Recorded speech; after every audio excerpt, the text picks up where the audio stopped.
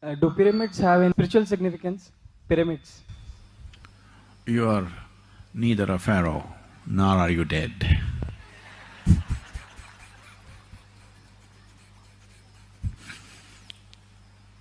So, nobody is going to build a pyramid for you.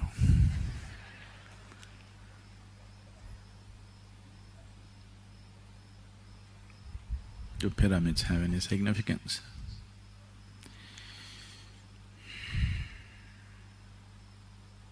These Egyptians, over 4,500 to 5,000 years ago, they started building this.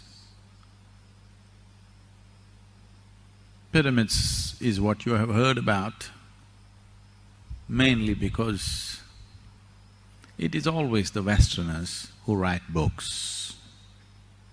Generally the Eastern people, they see something, if it overwhelms them, they just shut up, they don't say anything. But it's a Western mind, the moment they see something, they have to write a book on it. There are pluses and minuses to this. Lots of minuses, but lots of pluses, otherwise you wouldn't have heard about the pyramids unless you went there.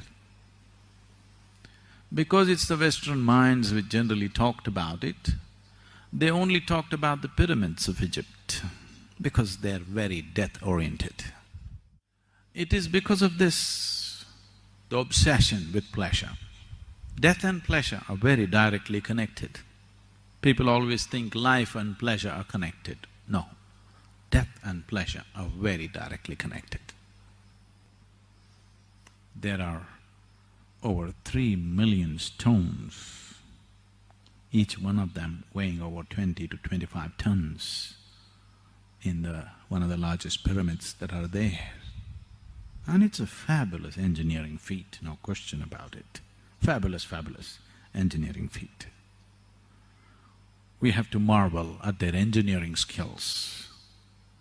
But about their knowledge about afterlife,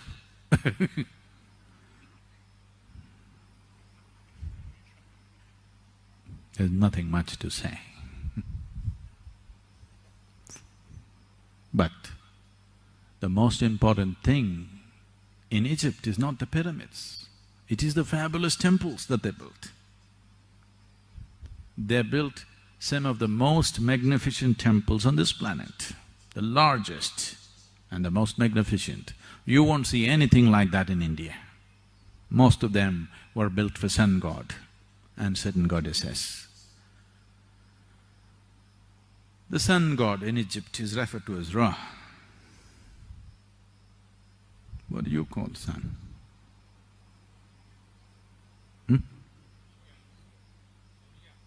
There are many names, you know. Ravi.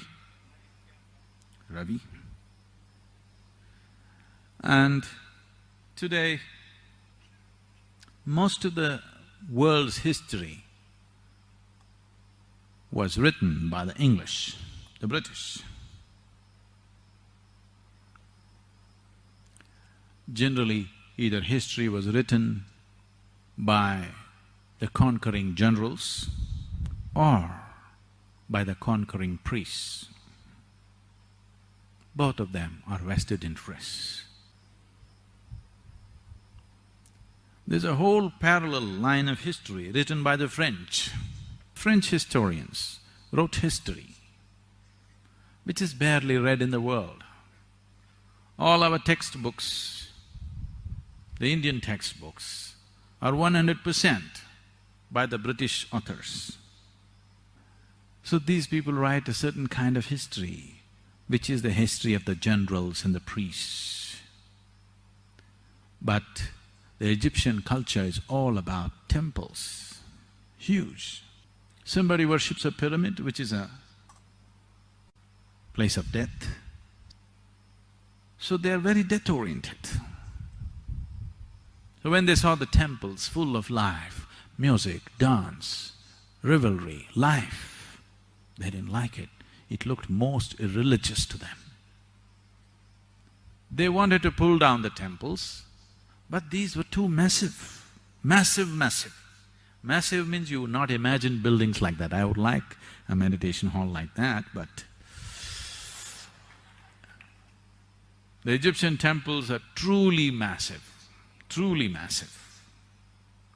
The Karnak temple, which is one of the well-preserved lot, which is over 4,600 years old, is something like,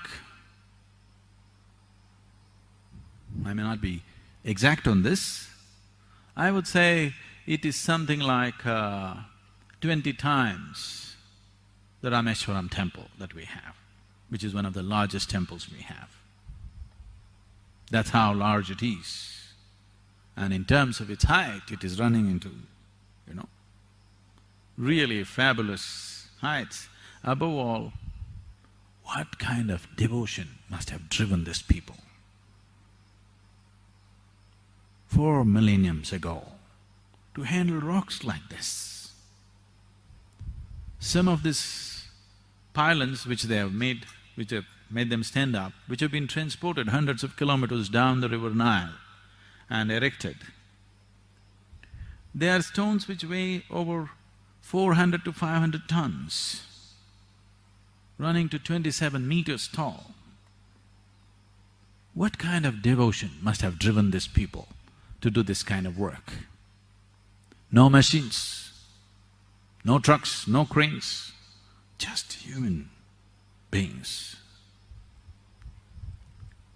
It takes phenomenal sense of devotion and sense of purpose for anybody to do this.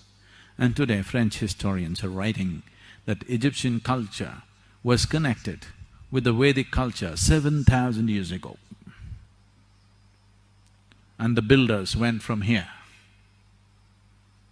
from this land. This you can see in Baalbek temple in Lebanon, which is once again about 4,200 years old. Once again, it's a fabulous, fabulous feat. They don't have any granite in the area, so they brought it from Egypt. They transported it across what is now Suez Canal, and they brought it up through Syria and climbed up the mountains, which is over 350 to 360 kilometers of climb on the mountain, and they put it up there, a huge temple, a Phoenician temple which was built almost 4,200 years ago. And here you will see lotuses hanging from the ceiling. A lotus in Lebanon, there is no such possibility because these are Indian sculptors. So there is history in Lebanon which clearly says Indian elephants, Indian labor and Indian sculptors came and worked here. And the most amazing thing for me was, I saw a 16-pointed stone. Even today when we do the Guru Puja is essentially, in the yogic parlance, it is known as Shodashopachara. That means 16 ways of treating a guru. That's what Guru Puja is. So usually we have a Guru Puja stone which we still don't have in the ashram because of whatever. We're still putting up the stones, the standing ones. This 16-pointed Guru Puja stone, which is prepared traditionally in a certain way, is essentially from the yogic culture. It cannot come from anywhere else. You will see a proper Guru Puja stone with all the necessary symbols and everything in Lebanon, which is over 4,000 years old. So today, lot of French historians have published many aspects of history. So pyramids are just one aspect, but they have become very popular because of very death-oriented people. The temples of Egypt should have been celebrated. And the defacement of these temples, who did such a crime? Even a caveman, if he walks into this temple, he cannot help being overwhelmed. The columns are standing 27 meters tall. Hundreds of them, not one or two. Even if a caveman, without any sense of aesthetics, walked into this place, he cannot help being overwhelmed. You don't need to be an artist. You don't need to be a connoisseur of art.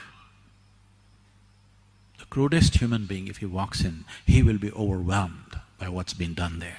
Nobody can miss it. This is the way to build a temple, that nobody can miss it.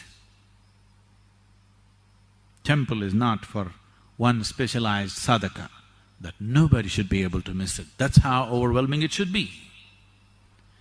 And the structure and the ambience of that is as important as the energy of that place, because otherwise people will miss it. They built the right kind of temple as a temple should be built. But these people who defaced the temples, they wrote the history and they talked only about the pyramids. That was fascinating for them. This they wanted to demolish. They would have raised it to ground if they could, but it was too much work, they couldn't do it. Otherwise they would have just finished it. So pyramids are just one foolish effort towards immortality. We have no such problems in India. We have no longing for immortality. Our whole effort is to end it. Our whole effort is to end the cycle of birth and death. Mukti is the attitude, nirvana is the attitude, moksha is the attitude. That's the goal. Immortality is not the goal. So, I have fabulous things to say about Egyptian engineering, but nothing to say about Egyptian knowledge of the beyond. There is nothing much. There is some occult. They created certain things which are beautiful, no question.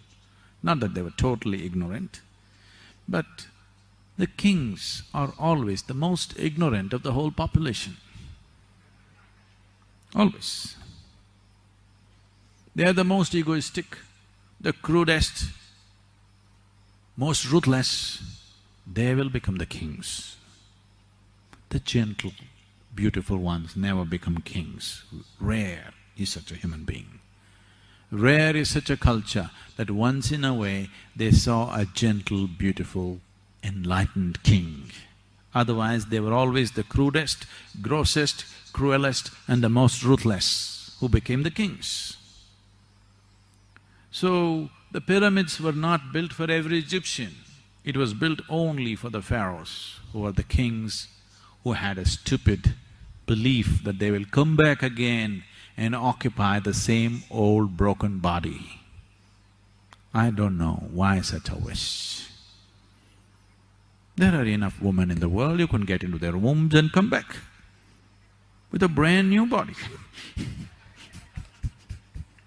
I don't see. What is the point preserving the body, keeping your liver in a pot, keeping your heart in a pot? And now tourists are gazing at your heart and liver. People are dying to take a picture with the pharaoh's heart. Pyramid is a powerful form because it's preservative in nature. Some time ago I told you, there is no problem in the grave. But graves have their own problems, because after I went into these pyramids and saw, just recently, I went into these Egyptian pyramids and saw graves have their own heavy problems. Mrs. Peabody, okay with the name? Mrs. Peabody was a hypochondriac, all the time worried about that something, some ailment is catching up with her. So she bothered her physician so badly, all the time, every day she comes up with a new complaint. And the doctor knew she's making it up all the time because there is no other way. If nobody pays attention, if nobody touches you and sees every day, you think you're going to die. So the doctor just started giving her aspirin under different names. There are many companies. Every day a new prescription, same aspirin, new prescription. And she would feel better, tomorrow she comes up with a new problem. One day she came and said, "I have chest pain." Doctor gave her aspirin. That evening she died. This was real. The doctor felt very bad.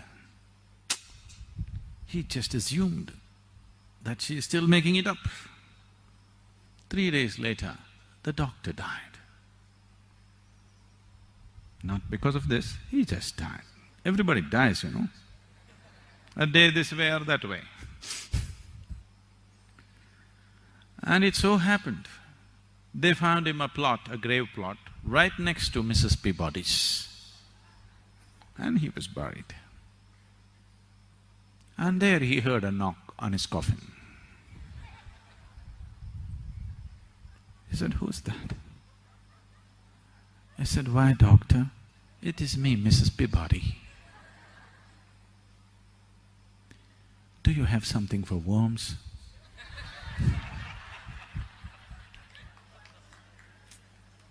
This is real.